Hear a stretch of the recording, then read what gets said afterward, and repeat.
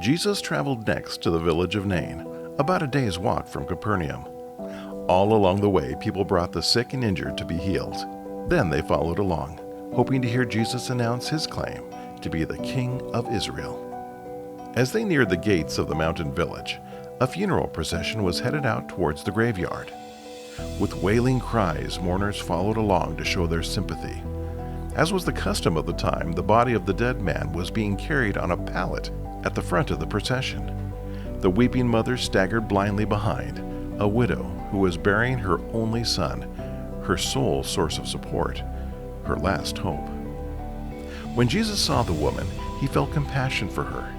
He walked up next to her and gently said, "Don't cry." Then he reached over and touched the pallet where the dead man was lying. The men carrying the pallet froze in place. With a gasp, the crowd and the mourners pressed closer, and everyone seemed to hold their breath with hope. Was it possible? They had seen this man command demons. Could he also command death? In a quiet voice that rang with power, a voice that even dead ears could hear, Jesus said, "Young man, I tell you, get up." The young man opened his eyes and blinked. Jesus took his hand and lifted him up and into the embrace of his mother. For a moment, the young man's questions and his mother's tearful prayer of thanks were the only sounds as the crowd watched in astonished silence. They felt as if they were in the presence of God. Finally, the crowd erupted to join the mother in praising God. "A great prophet has come to us," they said. "God has come to help his people."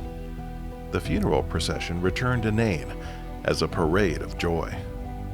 The same Jesus who stood beside that grieving mother feels our pain when we lose a loved one. His words today have just as much power as they did when he spoke to the young man outside Nain.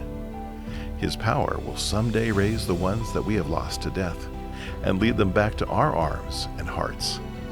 In the same way, his words will save us from spiritual death.